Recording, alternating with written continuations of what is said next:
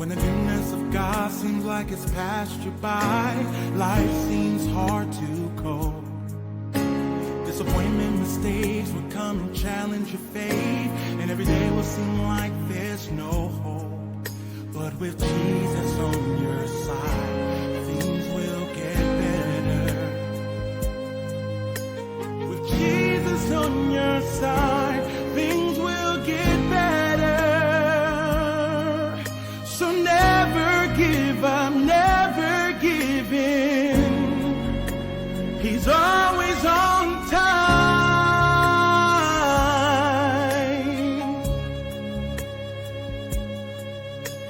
Never give up, never give in.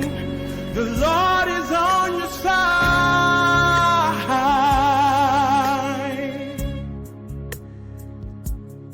Sleepless nights and painful thoughts have left you confused, broken and hurt inside.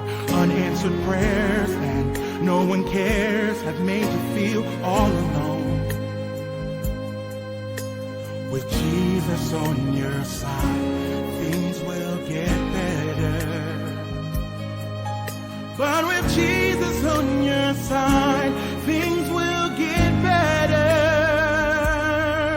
So never give up, never give in. He's always on time.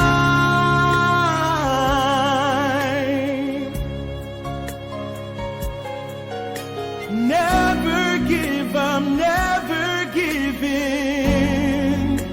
The Lord is on your side.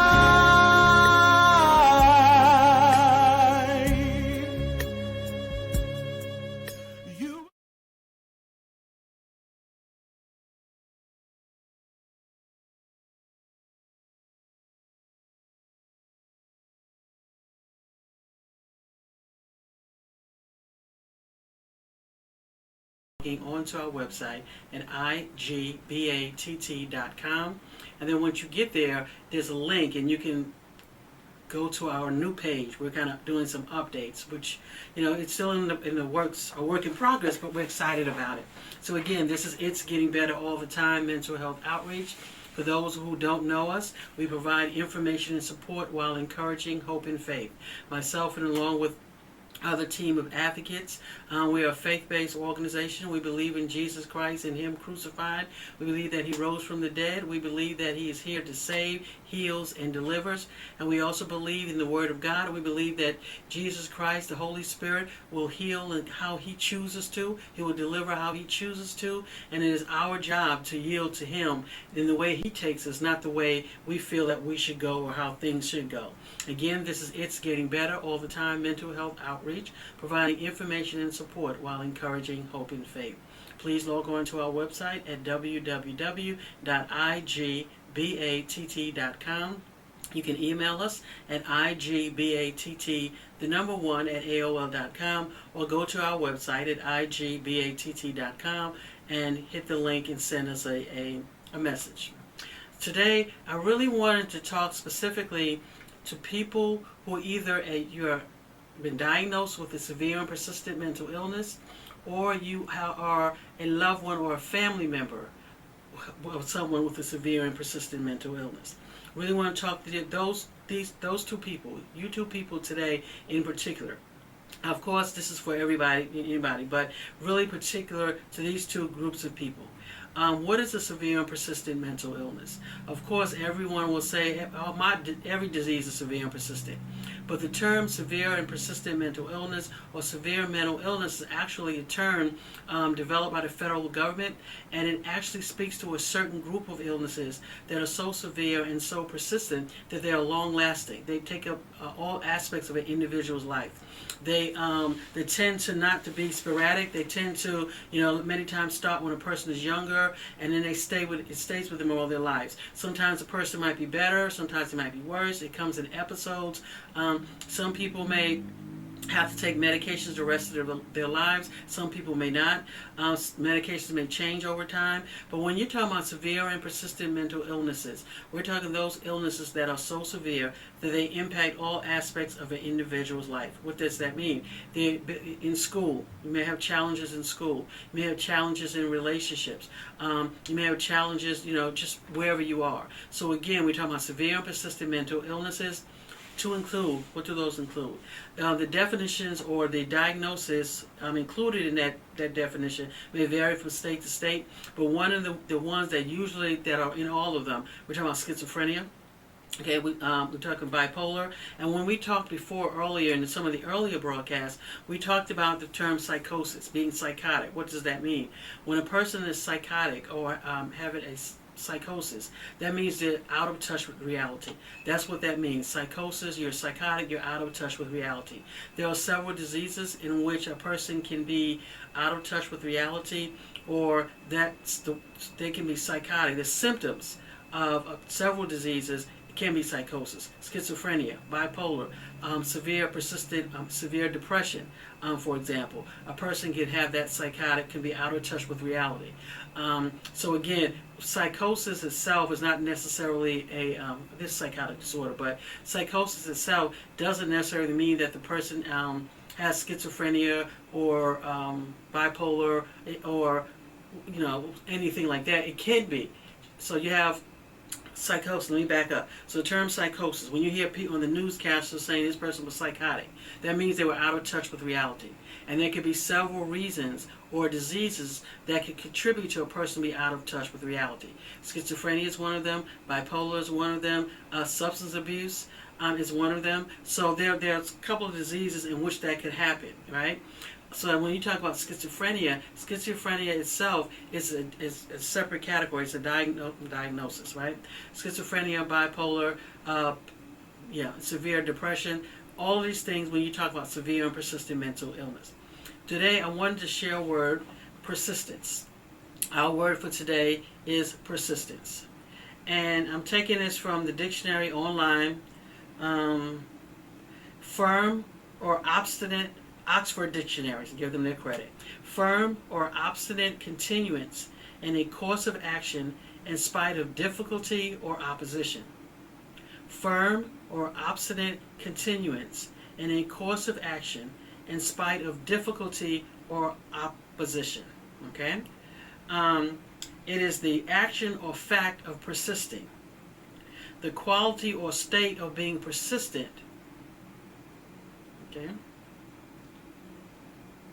Is the action or factor of persisting. I think the word that I want to focus on is the continuance in a course of action in spite of difficulty or opposition. When you're living with someone, whether they can be your husband, wife, child, aunt, uncle, or a loved one who is living with a severe and persistent mental illness, or you yourself are living with a severe and persistent mental illness, there comes a point in your illness where you are going to have to be persistent. Okay, you will have to be persistent.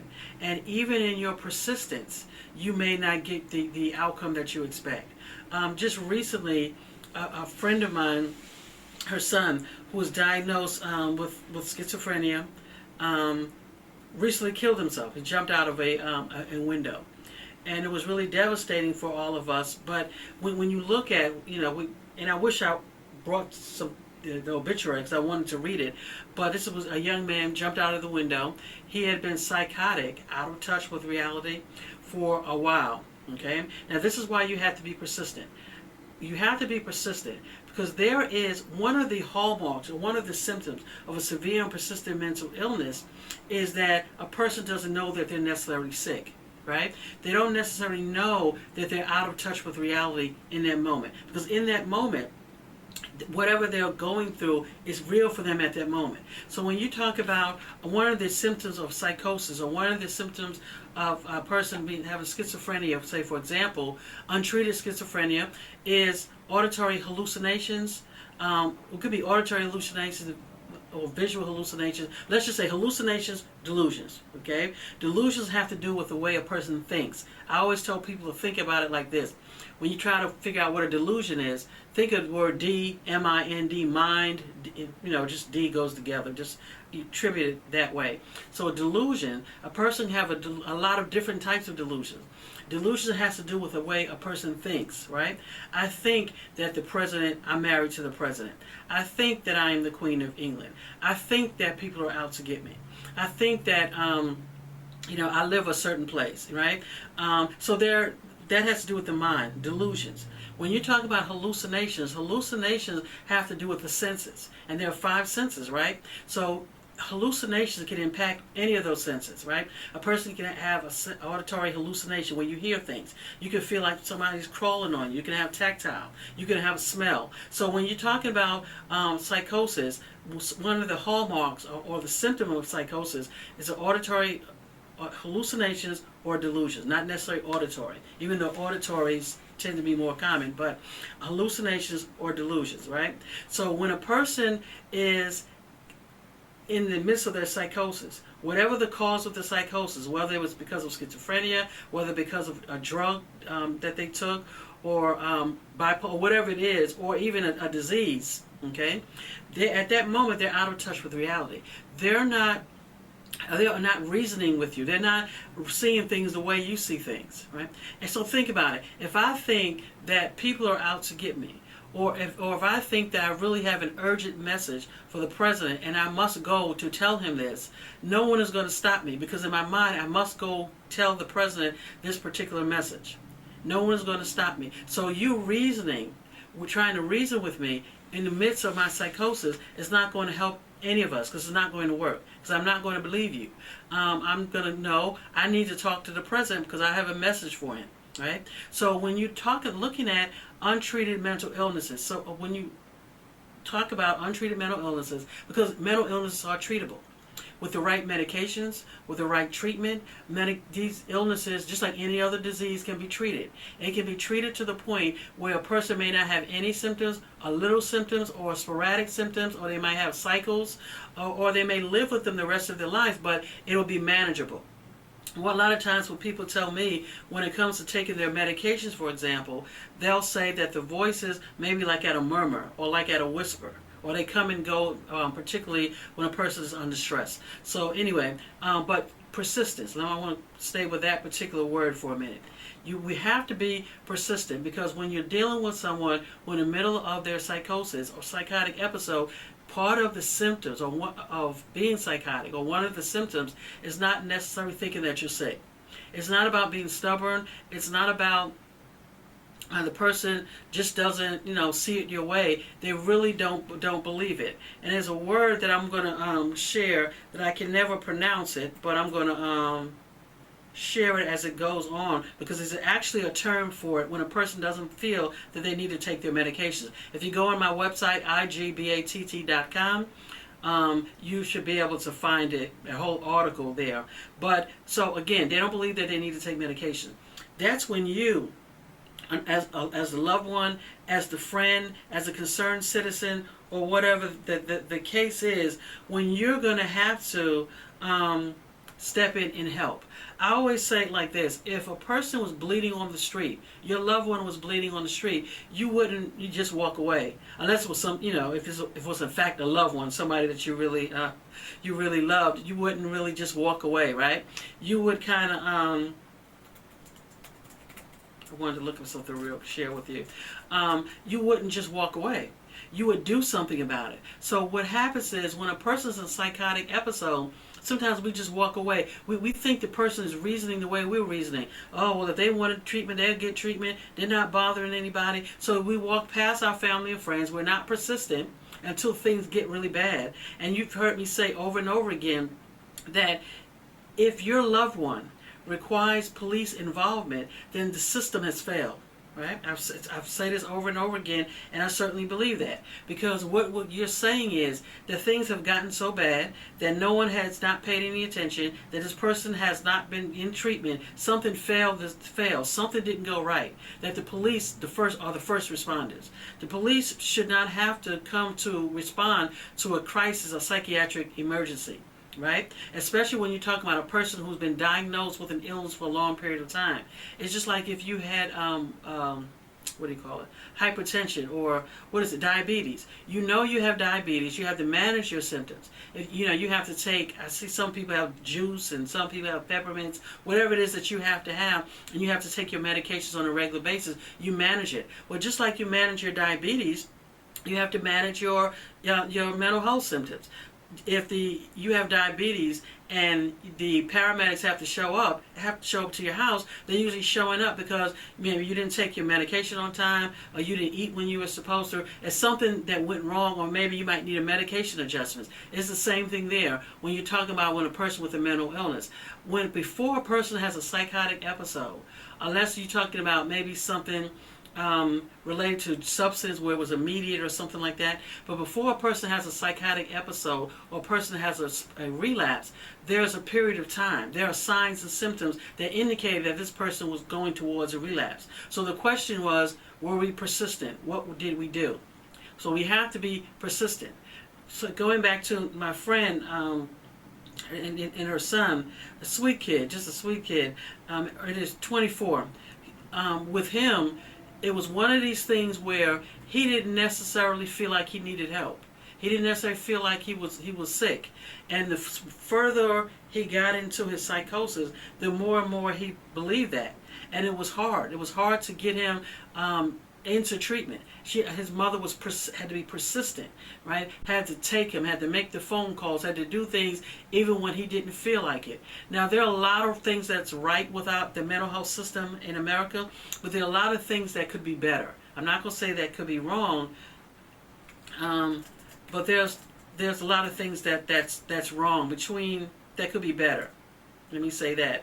One of the things that can be better, I think, is just when we're looking at severe and persistent mental illnesses, is getting a person into treatment. Can be difficult depending on where you live and the symptoms that the person presents with. You have to you have to be very shrewd in a sense if you have a loved one that needs treatment. Because depending on where you are, depending on the symptoms, it can be really difficult to get them in. Unfortunately, many times a person has to have a psychotic episode, or they have to have a police involvement before they can get the help that they need. And even then, it may just be short term, which is why the people who around this individual have to be persistent. You have to be persistent and say no. Whoever you got to call, if you got to call 100 times, if you have to be a pain in somebody's neck, so to speak, you need to do that. Because each life is precious. We want to make sure that individuals who are living with severe mental illnesses get the treatment that they need, because treatment works. We want to decrease the number of times that a person dies by suicide. The number of times that a person gets to the point where they take their life by suicide. This young man, because of and not just him, unfortunately, others like him, because of their voices, because of what's going on, the psychosis, they don't even know that they're taking their life. Right? It wasn't even a conscious decision. Sometimes they don't know. They don't know that at that moment, that if you keep taking a nail and poking it in your eye, or keep doing this with the right vein, that you could die. Because at that moment, they're so out of touch with reality. So when we talk about us from a faith-based perspective, the scripture talks about the strong must bear the infirmity of the weak. So when you look at it from the spiritual standpoint, one of the prayers that as we praying for our families, our children, our husband, our wife, the nations, pray for those who in that very moment who don't have the mental capacity to pray for themselves, who don't have the mental capacity to think for themselves, who don't have the mental capacity to determine right from wrong. At that moment, when we talk about dying by suicide, right now, I'm not necessarily talking to those who are depressed at that moment, because at that moment, when you talk about dying by suicide, at that moment, they don't see no other option. They see no other choice. At that moment, that is the best thing for them to do at that particular moment. But when you talk about someone with a psychotic, who is psychotic or out of touch with reality, whether that's because of schizophrenia or whether that's because of bipolar or a drug of a substance issue, at that moment it's not rational. They're not even there. At that moment, they don't see how if you keep walking, on, keep walking, that the ledge is going to give way, that at some point you're going to run out of ledge and you're going to fall and hit the ground at that moment. So we have to pray. The strong have to bear the infirmity of the weak. Lord, look on those at this very moment don't have the wherewithal to know, okay, what's right from wrong. Who at that moment, because of the symptoms that they're dealing with, they are so engrossed with their symptoms that they don't see the reality. There is this little skit, little exercise that you can do, because some of you may say, well, at that very moment they should know, at the very moment about, the Lord would have done this or whatever. There's a skit. I would encourage you to kind of do it with a couple friends. 3 of you get into a group, right? And what you want to do, 2 of you start having just a regular conversation, okay, whatever, just have your regular conversation, and then have the 3rd person get in the ear of someone while you're talking. And as you're talking and having a conversation, that 3rd person just start while the 2 of you are trying to talk. I'm telling you, I think there's maybe something on YouTube you can look at as well. It'll be an eye-opener, because what's going to happen when the 2 of you are talking and that 3rd person is just talking in your ear, that's what it's like when you're dealing with psychosis, when you're out of touch with reality, right? And when you're talking, you're going to get irritated. If you do the exercise long enough, some people, when we've done this exercise, they've just gotten really bothered. I mean, it was really like they were really something just came over them and they were just angry. They were just, triggered because of that noise in your ear. Imagine that those voices just going on in your ear. I'm trying to talk. I'm talking to you. How everybody doing? And the voice say, don't listen. And, you know what I'm saying? So it can try it. Get 3 of you in a group and try it, and you'll see a little bit of what it's like to live every day with voices in your head. And we're not talking about the thoughts that all of us have. We're talking about extraordinary. We're talking about these voices that are in your head that's heightened, that's beyond the regular voices that just keep going on, or just going on, or you can hear. It is irritating. It would drive you to do certain things. So when you come upon, when a person's dealing with psychosis or psychotic, at that moment, they're hearing, they're attuned to what's going on in their head. So think about it. If I think that you're out to get me, I'm going to respond accordingly. So many times a person who is out of touch with reality, they are more a danger to themselves than they are to other people. Now, we hear the statistics. We hear it on the news. You hear something about a person who's psychotic, maybe kills someone or does something, and that does happen. But the data lets us know that people with psychosis, they're more inclined to be the victims as opposed to the other way around. But again, persistence, okay? It's really important that as a family member, let's start there, that when you're trying to get your loved one help, that you're persistent. That you're persistent, that you know what the resources are in your area. Even if, you a friend, you want to know the resources in the area. If you have a crisis team, you want to know the number to the crisis team. You would like to know their doctor, their treatment team, where do they go with medications. You want to know as much as you can about your loved one's illness. You want to have a conversation with your loved one. Don't think just because they may not seem like they're listening, that they're not listening, but they are. Because remember what I said about the voices. So sometimes it's like a delayed reaction. So if you're talking to me and I have somebody else in my head talking, it may be a few days later that I've processed everything that you said, and I come back to you and I'll say, hey, you remember when you and I, we were talking about A, B, or C? And then you're like, that was 2 days ago. Because it takes that long to process the information. Right? So sometimes you think about a person may respond. When we talk about schizophrenia, they may respond a little slow, right? They may respond a little delayed, and you may be thinking, okay, they don't get it. No, they get it. It takes time. When there's a lot going on in your head, it takes time to process all that information. But again, persistence. The word is persistence. I asked a friend of mine, one of my partners that does this with me, Minister Kelly, and I said, what would you say to family members, right? Because of her husband. And he said, you got to be persistent. You have to be persistent in prayer. You have to be persistent in taking care of your own self, because it can wear on you. So if you're a family member, a loved one, you have to be persistent in taking care of yourself as well. I would encourage you to make sure that you get your loved one connected with other resources so you won't be totally drained. But you have to be persistent. You can't let the fact that a person doesn't want treatment detour you. It may slow you down. You may have to wait a while, but don't let it detour you. Because what happens is the person doesn't want help. They refuse it. And the doctors, the police, the authorities, they may not necessarily be really helpful to you at that moment, because they'll say, well, if the person